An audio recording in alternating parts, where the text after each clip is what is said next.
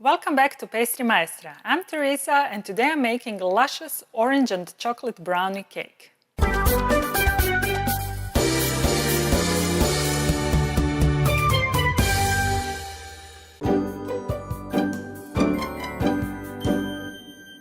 Can you imagine more satisfying comfort food than a slice or two of rich, luscious chocolate cake? I can't, especially if there is orange included. Now that makes me weak at the knees, I kid you not. The same will happen to you, I promise, when I teach you how to make my luscious orange and chocolate brownie cake. Now, this one is so easy to make that you don't even need a hand mixer. Simply take a whisk and whip everything together in just a few minutes. First things first, today I'm making not one, but two types of ganache. If you don't know what is ganache, don't worry, I'm here for you. I have a whole big post about it. So, click on the link below and you'll be the ganache expert in no time. First, I'll make an orange chocolate ganache using delicious Berry Callebaut orange flavored chocolate. Now, I am very particular about my chocolate, so you can rest assured that this one is a winner. Besides its lovely orangey flavor, it has beautiful, vibrant and natural, yes, orange color, so don't hesitate to use it. The second ganache I'm making today is orange and gianduja ganache. Now, gianduja is a chocolate that contains no less than 30% hazelnut paste, so it is a delicacy on its own. But I will make it even better.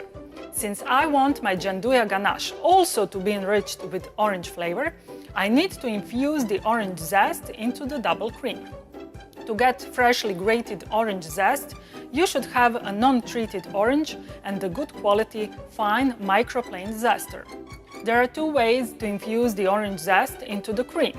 Overnight, I prefer this one, which means that you mix the orange zest and cream and leave it in the fridge until the next day.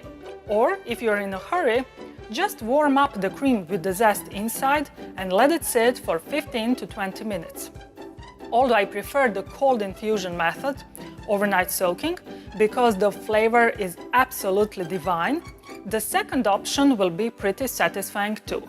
Now, in both ganaches, I'm using gelatin because I want them to be relatively light, but at the same time firm enough to cut when they set. So, for each ganache, I will soak my gelatin in cold water, and when it softens, I'm going to drain it and melt it in hot cream. Then, I'll pour the hot cream over chocolate, mix well, and that's it.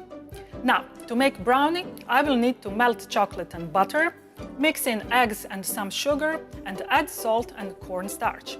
And yes, this brownie is also gluten-free, since there is no wheat flour in it at all. How about that?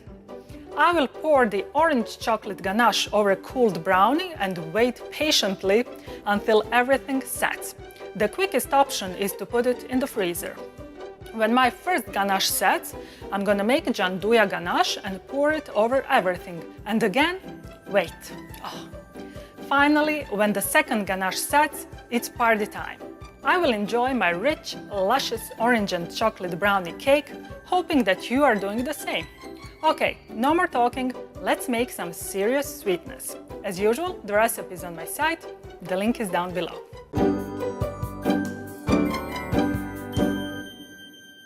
First thing I'm gonna do the night before I make the cake is grate one non-treated orange into cold liquid double cream. I'm gonna wrap the bowl in plastic foil and leave it in the fridge overnight. If you want to make the cake right now, you can warm up the orange zest and cream mixture and leave it for 15 minutes to steep. Then you can proceed with making the cake. To make brownie cake, I've melted my dark chocolate and butter in the microwave. Now I'm gonna pour the butter into the chocolate and mix to combine. I'm gonna add eggs gradually, mixing well after each addition.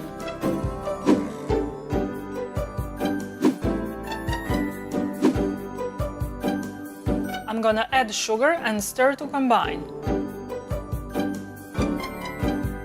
Finally, I'm gonna add salt and sifted cornstarch and stir until uniform. Since my brownie batter is pretty runny, I'm gonna line my cake ring 20 centimeters, which is 8 inches in diameter, with aluminum foil to prevent it from leaking under the ring. I've put my cake ring onto paper-lined baking tray, and now I'm gonna pour my batter inside. I'm gonna bake my brownie at 180 degrees centigrade, which is 350 Fahrenheit, for 25 to 30 minutes. My brownie cake is done, and now I'm gonna flatten it with the back of my spoon while it's still warm, because I want to have nice flat surface on which I'm gonna pour my orange chocolate ganache. I'm gonna leave it to cool down completely. When it cools down, I'm gonna put it in the fridge. To make my orange chocolate ganache, the first thing I'm gonna do is soak gelatin in cold water for a couple of minutes. As soon as my gelatin softens, I'm gonna take it out and squeeze the excess water. I've heated my cream in the microwave, and now I'm gonna add soaked and drained gelatin and stir until it melts. I'm gonna pour my cream with the gelatin over orange chocolate and wait for about a minute until hot cream melts the chocolate. Then I'm gonna stir with a whisk until my ganache becomes uniform. Now I'm gonna pour my orange chocolate ganache over cooled brownie and put everything in the freezer for a couple of hours to set. To make my orange gianduja ganache, I'm gonna soak the gelatin in cold water for a couple of minutes. As soon as the gelatin softens, I'm gonna take it out and squeeze the excess water. I've heated my orange-infused cream in the microwave, and now I'm gonna add soaked and drained gelatin and stir until it melts. Now I'm gonna strain the cream into gianduja chocolate.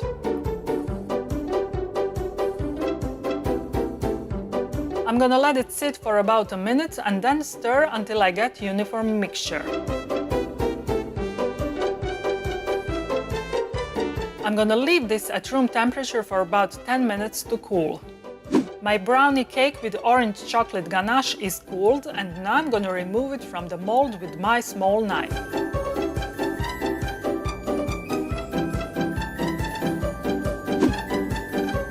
I'm gonna put acetate strip into my cake ring 22 centimeters, which is 9 inches in diameter.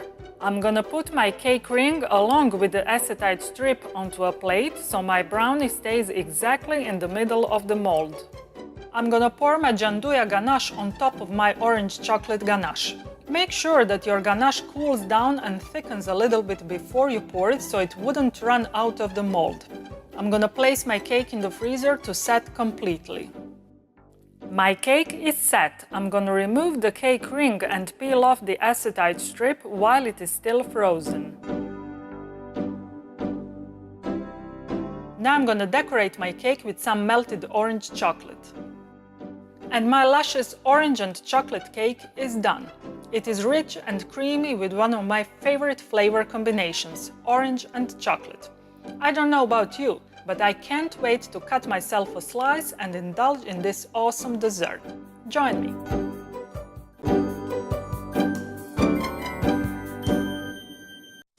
Oh baby, you are so sweet, so delicious and yummy, so good to eat. I wanna lick you, feel your sweetness on my lips. Forever and ever, you'll stay on my hips. I'm Teresa. Thanks for watching my video. I hope you liked it. If you want to stay in touch, follow me on Facebook, Twitter and Instagram, and of course, visit my site, where you can find elaborate posts with lots of pictures, additional information and recipes that follow my every video. Also, on my site you can download my free 365 pages ebook The Pastry Chef, and maybe buy me a macaron, if you think that I've earned it. Now, before you go, please hit the like button and subscribe to my YouTube channel. That really helps a lot. Finally, and this is the most important thing, don't forget to create sweetness every day, because sweetness is happiness. See you in my next video. Bye!